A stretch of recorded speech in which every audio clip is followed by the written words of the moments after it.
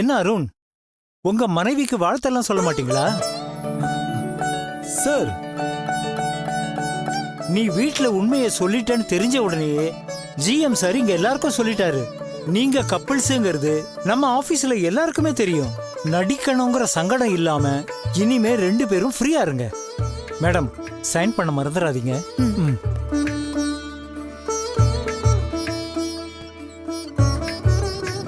அருண், என்னாச்சு? ஏன் எதுவுமே சொல்ல மாட்டேங்கிறீங்க? கங்க்ராட்ஸ்.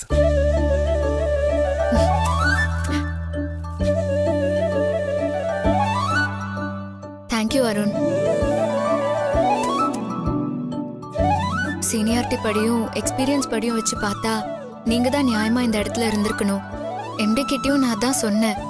சில காரணங்களால அவங்களால அதை ஏத்துக்க முடியல. என்னாலையும் ஒரு லெவலுக்கு மேல ஆர்கியூ பண்ண முடியாம போச்சு.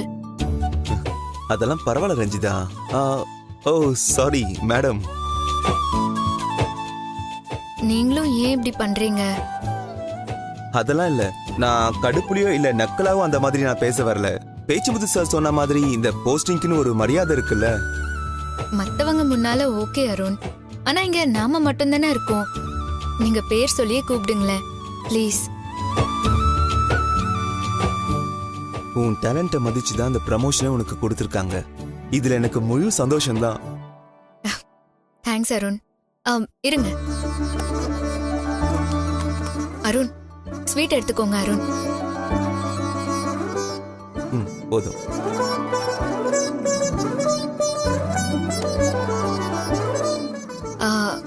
சாப்பிடுங்க.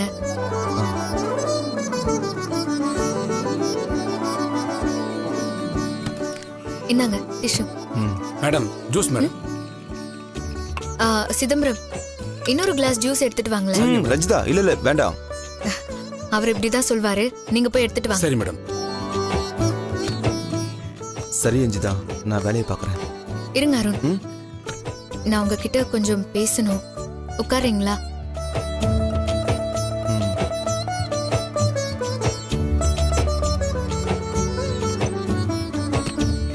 சிதம்பரம் மேடம், ஒரு 10 நிமிஷத்துக்கு என் கேபினுக்கு யாரையும் அனுப்பாதீங்க. சரிங்க மேடம். அருண், சொல்லு ரஞ்சிதா. அத்தை எப்படி இருக்காங்க? நல்லா இருக்காங்க. நான் இப்போ செல்வம் வீட்ல தான் இருக்கேன் அருண். சுதா சொன்னா ரஞ்சிதா, அது சேஃபான இடம் தான்.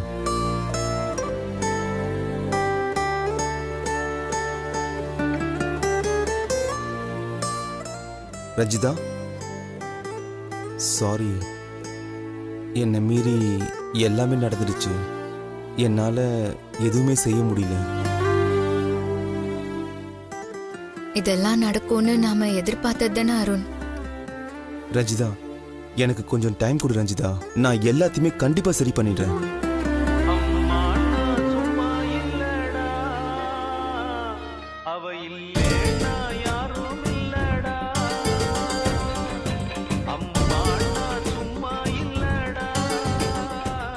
அட்டெண்ட் பண்ணி பேசுங்க அருண். ஹலோ. டேய், என்னாச்சுடா? ஜிஎம் ரஞ்சிதாவை வேலையை விட்டு அமிச்சிட்டார்ல. நான் ஒரு முக்கியமான மீட்டிங்ல இருக்கேன். நான் உனக்கு அப்புறமா கால் பண்றேன்.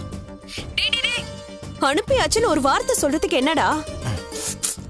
சொன்னா புரிஞ்சுக்க மாட்டியா? போனை வை. ஏய், இவ எதுக்கு இவ்வளவு டென்ஷன் ஆறா? பதில் சொல்லாம தப்பிக்கிற மாதிரி இருக்கே. ஜிஎம் அவ சீட்டை கிழிக்கிறேன்னு தான் சொன்னாரு. ஆனா ஆபீஸ்ல என்னாச்சுன்னு தெரியலையே. உங்க அக்கா என்ன கேட்டிருப்பாங்கன்னு எனக்கு தெரியும். அத பத்தி எல்லாம் யோசிக்காதீங்க. நடந்தது எல்லாமே நமக்கு பாசிட்டிவா எடுத்துப்போம். நாம ஒருத்தர் விரும்பிட்டு இருக்கோம். எல்லா லவ்வர்ஸுக்குமே கல்யாணத்துக்கு முன்னால ஒரு அழகான லவ் பீரியட் இருக்கும். திடீர்னு நம்ம கல்யாணம் முடிஞ்சதுனால நாம அதை மிஸ் பண்ணிட்டோம். நம்ம லவ்வர்ஸா லைஃபை என்ஜாய் பண்றதுக்கு திரும்பவும் நமக்கு ஒரு நல்ல சான்ஸ் கிடைச்சிருக்கு. ஆபீஸ்ல தான் நான் மேனேஜர், நீங்க ஒரு ஸ்டாஃப். 6 மணிக்கு மேல நாம லவர்ஸ். தினமும் ஈவினிங் நீங்க தான் என்ன செல்வம் வீட்ல டிராப் பண்ணணும். அதுக்கு முன்னால சினிமா, பார்க், பீச், ஹோட்டல்னு நம்ம ஜாலியா எங்கேயாவது ரவுண்ட் அடிப்போம். ஓகேவா?